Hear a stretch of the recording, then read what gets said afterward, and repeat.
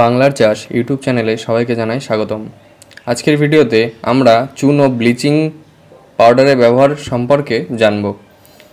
চুন ও bleaching powder প্রয়োগ করার সবথেকে ভালো সময় হলো নভেম্বর এবং ডিসেম্বর মাস, অর্থাৎ রবি মৌসুমে।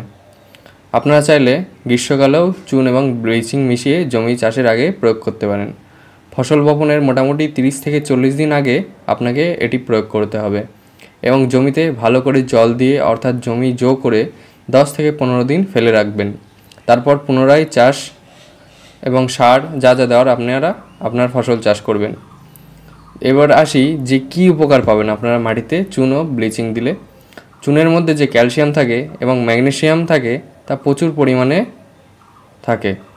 জমির পিএইচ লেভেল 7-এর নিচে থাকে অ্যাসিডিক বা আম্লিক মাটি বলা হয়, আর পিএইচ লেভেল 7-এর উপরে হলে অ্যালকাইন বা ক্ষারীয় মাটি বলা হয়। মোটামুটি পিএইচ লেভেল 6 থেকে 7.2 হলে চাষের পক্ষে ভীষণ উপযোগী।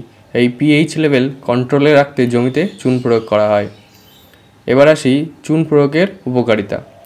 জমিতে যে সমস্ত খারাপ অণুজীবগুলো রয়েছে অর্থাৎ ক্ষতিকারক যে সমস্ত জীবাণুগুলো রয়েছে সেগুলোকে ধ্বংস করে দেয় এই ব্লিচিং পাউডার। সেটা ছত্রাক হতে পারে বা ব্যাকটেরিয়া ও ভাইরাসও হতে পারে। অনেক সময় দেখা যায় গাছে ধসা জাতীয় বা ছত্রাক জাতীয় রোগের আক্রমণ হচ্ছে এবং খুব সহজে গাছ ঢলে পড়ছে, গোড়া পচে মারা যাচ্ছে। চুন এবং ব্লিচিং দুটোই কিন্তু এই রোগের জন্য খুবই উপকারী। এবার আসি জমিতে চুন ও ব্লিচিং পাউডার কতটা ব্যবহার করবেন এবং কখন ব্যবহার করবেন। চুন ও ব্লিচিং পাউডার মাটিতে প্রয়োগ করার পর অন্ততপক্ষে 30 দিন ফেলে রাখবেন। এর মধ্যে কিন্তু কোনো রকম চারা রোপণ বা বপন করবেন না, তাহলে কিন্তু গোড়া পচে মারা যেতে পারে।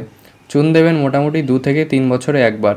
জমিতে কম চুন দিলে কিন্তু কোনো কাজ হবে না, বেশি দিলেও জমির ক্ষতি হতে পারে। জমিতে চুন দিলে ইউরিয়া এবং ফসফরাস সারের পরিমাণ 25% পর্যন্ত আপনাকে কমিয়ে দিতে হবে এবং পটাশের পরিমাণ 25% বাড়িয়ে দিতে হবে। জমিতে চুন প্রয়োগের পরিমাণ একর প্রতি আপনাকে মোটামুটি 200 কেজি হারে ডলোচুন ব্যবহার করতে হবে। সেটাকে ভালোভাবে গুঁড়ো করে ব্লিচিং পাউডারের সঙ্গে ছড়িয়ে দেবেন।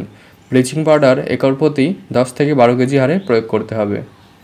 তো এটা তো হলো পিএইচ লেভেল 6 থেকে 7.2-এর মধ্যে আনার জন্য।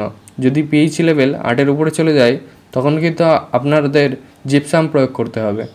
এটা প্রয়োগ করতে হবে একর প্রতি 200 কেজি হারে। সেক্ষেত্রেও একই নিয়ম, জমি ভালো করে জো করে বা জল দিয়ে 15 থেকে 20 দিনের মতো জমি ফেলে রাখতে হবে। আজকের ভিডিওটা যদি ভালো লেগে থাকে অবশ্যই কমেন্ট করবেন। যদি কোনো সমস্যা থাকে অবশ্যই আমাদের জানাবেন। ধন্যবাদ।